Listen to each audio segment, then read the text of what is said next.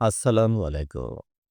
আজ ২৪ মার্চ ২০২৫ খ্রিস্টাব্দ ১০ চৈত্র ১৪৩১ বঙ্গাব্দ ২৩ রমজান ১৪৪৬ হিজরি সোমবার। সংবাদ পাঠ করছি মনির হোসেন কামাল। প্রথমেই শুনবেন সংবাদ শিরোনাম। সুদমুক্ত ঋণ পাচ্ছেন ইমাম মুয়াজ্জিনরা। বাবাকে খুন করে পালানোর সময় ছেলের মৃত্যু। সাতক্ষীরায় যুবকের ঝুলন্ত লাশ উদ্ধার। তালতলীতে গৃহবধূকে পুড়িয়ে হত্যার চেষ্টা। পাথরঘাটায় ভুট্টা ক্ষেত থেকে নারীর মরদেহ উদ্ধার। হরিণের মাংস উদ্ধার করেছে কোস্টগার্ড। আজকের ইফতার ৬টা ১৩ মিনিটে। সাহরির শেষ সময় রাত ৪টা ৪১ মিনিটে। মাইকিংয়ে রেকর্ড করা হয় লোকবেতারে। শুনলেন সংবাদ শিরোনাম, এবার বিস্তারিত। ধর্ম মন্ত্রণালয়ের তত্ত্বাবধানে সুদমুক্ত ঋণ পাচ্ছেন ইমাম মুয়াজ্জিনরা। ইসলামিক ফাউন্ডেশনের ইমাম প্রশিক্ষণ একাডেমিতে যেসব ইমাম মুয়াজ্জিন প্রশিক্ষণ নিয়েছেন তাদেরকে ইমাম মুয়াজ্জিন কল্যাণ ট্রাস্ট থেকে এ সহায়তা দেয়া হবে। এছাড়া আর্থিকভাবে অসচ্ছল ইমাম মুয়াজ্জিনদেরকেও এ ট্রাস্ট থেকে আর্থিক সহায়তা প্রদান করা হবে। চলতি ২০২৪-২৫ অর্থবছরে সারা দেশে ৬০০ জন ইমাম মুয়াজ্জিনকে ১,২৮,০০,০০০ টাকা সুদমুক্ত ঋণ দেয়া হয়েছে। একই অর্থবছরে ৪,৬২০ জন ইমাম মুয়াজ্জিনকে আর্থিক সহায়তা হিসেবে ২,৩১,০০,০০০ টাকা বিতরণ করা হচ্ছে। এর মধ্যে ঢাকা জেলার ২৯৫ জনকে ১৪,৭৫,০০০ টাকা বিতরণ করা হয়েছে। অবশিষ্ট টাকা নির্বাচিতদের মাঝে বিতরণের কাজ চলছে। ইমাম মুয়াজ্জিন কল্যাণ ট্রাস্ট হতে এই দুই খাতে ৪,১১,০০,০০০ টাকা বিতরণ করা হচ্ছে। উল্লেখ্য, কোনো ইমাম বা মুয়াজ্জিন মারাত্মক দুর্ঘটনা, পঙ্গুত্ব, দুরারোগ্য ব্যাধি ইত্যাদি কারণে অক্ষম হয়ে পড়লে, আকস্মিকভাবে মৃত্যুবরণ করলে তাকে আর্থিক সহায়তা ও ঋণ প্রদান, তাদের মেধাবী সন্তানদের শিক্ষার জন্য আর্থিক সহায়তা এবং তাদের পরিবারের কল্যাণ সাধনের জন্য ২০০১ সালে এই ইমাম মুয়াজ্জিন কল্যাণ ট্রাস্ট গঠিত হয়। শরীয়তপুরের নড়িয়ায় গাছ কাটা নিয়ে বাবাকে কুপিয়ে হত্যা করেছে তারই ছেলে রুবেল মোল্লা। হত্যাকাণ্ডের পর পালানোর চেষ্টা করলে হৃদযন্ত্রের ক্রিয়া বন্ধ হয়ে রুবেল নিজেও মারা যায়। এই মর্মান্তিক ঘটনাটি ঘটেছে রোববার রাতে মুক্তারের চর ইউনিয়নের চেরাগ আলী ব্যাপারীকান্দি এলাকায়। নিহত মকবুল হোসেন মোল্লা ওই এলাকার হামিজউদ্দিন মোল্লার ছেলে, আর তার ছেলে রুবেল মোল্লার বয়স ছিল ৩৩ বছর। মকবুল মোল্লা দুটি বিয়ে করেছিলেন। প্রথম স্ত্রীর মৃত্যুর পর তিনি দ্বিতীয়বার বিয়ে করেন এবং তার দ্বিতীয় সংসার নিয়ে প্রথম স্ত্রীর সন্তানদের সঙ্গে সম্পর্কের টানাপোড়েন তৈরি হয়। বিশেষ করে বড় ছেলে রুবেল মোল্লার সঙ্গে তার প্রায় বিরোধ হতো। রোববার সন্ধ্যায় একটি আম গাছ কাটা নিয়ে বাবা ছেলের মধ্যে কথা কাটাকাটি শুরু হয়। এক পর্যায়ে ক্ষিপ্ত হয়ে রুবেল ধারালো অস্ত্র দিয়ে মকবুল হোসেনকে কুপিয়ে গুরুতর জখম করে।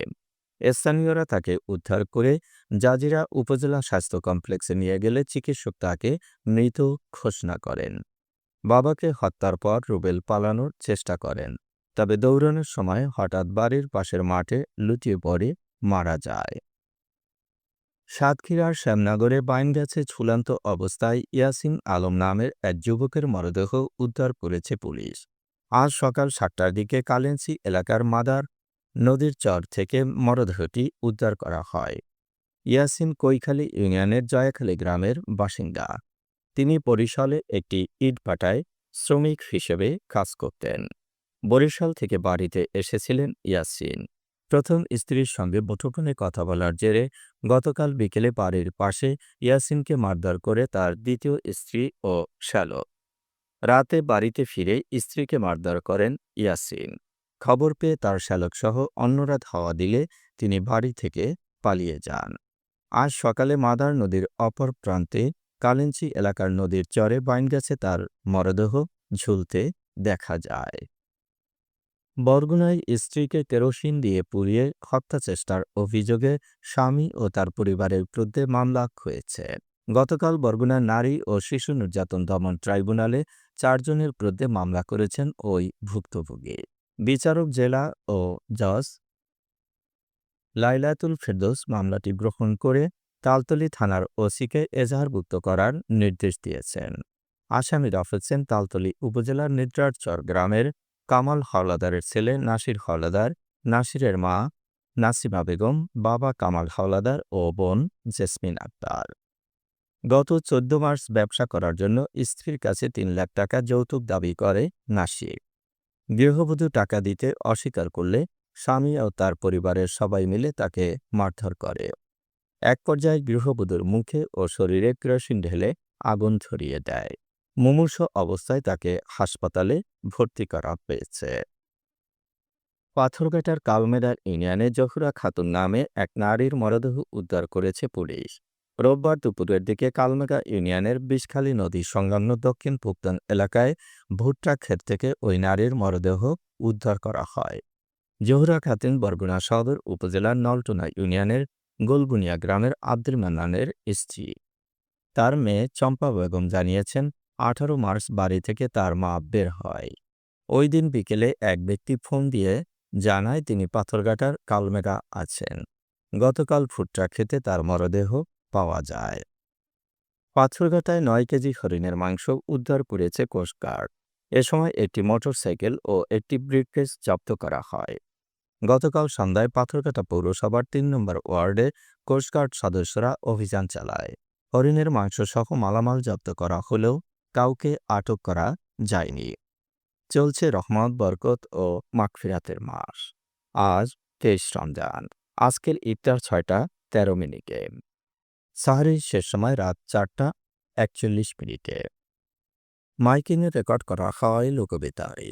সুমধুর ও সুস্পষ্ট কণ্ঠে মাইকিংয়ের জন্য লোকবেতারের বিকল্প নেই। লোকবেতারের সাউন্ডপ্রুফ স্টুডিওতে করা হচ্ছে গান ও নাটকের রেকর্ড। সেই সাথে লোকবেতারে নামমাত্র টাকায় প্রচার করা হচ্ছে বিজ্ঞাপন।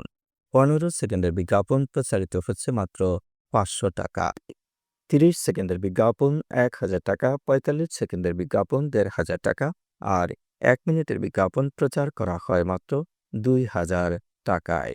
নির্ধারিত টাকার বিনিময়ে প্রতিদিন কমপক্ষে 5 বার করে পুরো 1 মাস বিজ্ঞাপন প্রচার করা হবে। মাইকিং ও বিজ্ঞাপনের জন্য যোগাযোগ করবেন 0-17755664445 নম্বরে। এবারে শুনবেন আবহাওয়ার খবর।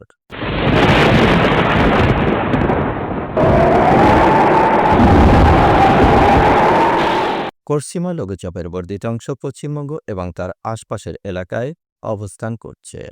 মৌসুমে স্বাভাবিক লঘুচাপ দক্ষিণ বঙ্গোপসাগরে অবস্থান করছে। সারা দেশে দিন ও রাতের তাপমাত্রা একরকমই থাকতে পারে। আজ দেশের সর্বোচ্চ তাপমাত্রা ছিল সীতাকুণ্ডে 34.5 ডিগ্রি সেলসিয়াস এবং সর্বনিম্ন তাপমাত্রা ছিল রাজারহাটে 15 ডিগ্রি সেলসিয়াস। বরগুনার সর্বোচ্চ তাপমাত্রা 32 ডিগ্রি সেলসিয়াস, সর্বনিম্ন 20.6 ডিগ্রি সেলসিয়াস। আগামীকাল সূর্যোদয় হবে ভোর 6টা 59 মিনিটে।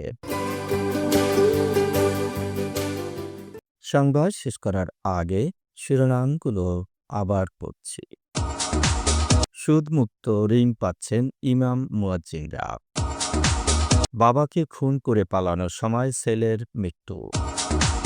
সাতক্ষীরায় যুবকের ঝুলন্ত লাশ উদ্ধার। তালতলীতে গৃহবধূকে পুড়িয়ে হত্যার চেষ্টা। পাথরঘাটায় ভুট্টা ক্ষেত থেকে নারীর মরদেহ উদ্ধার। হরিণের মাংস উদ্ধার করেছে কোস্টগার্ড। আজকের ইফতার 6টা 13 মিনিটে। সাহরির শেষ সময় রাত 4টা 41 মিনিটে। মাইকিংয়ে রেকর্ড করা হয় লোকবেতারে। সংবাদ শেষ করার আগে জানিয়ে দিচ্ছি লোকবেতারে সংবাদ জানানোর মোবাইল নম্বর। আপনার এলাকার গুরুত্বপূর্ণ সংবাদ জানাতে ফোন করুন 0-17755664445 নম্বরে। আর লোকবেতারের সাথে যুক্ত হয়ে গান শুনতে চাইলে SMS করুন 01782973478 নম্বরে। মোবাইল করবেন 01959438545 নম্বরে। বিশ্বের সব জায়গা থেকেই শুনতে পারবেন লোকবেতা। লোকবেতার fm.org ওয়েবসাইটের মাধ্যমে শুনুন সরাসরি অনুষ্ঠান। সংবাদ পাঠ এখানেই শেষ করছি।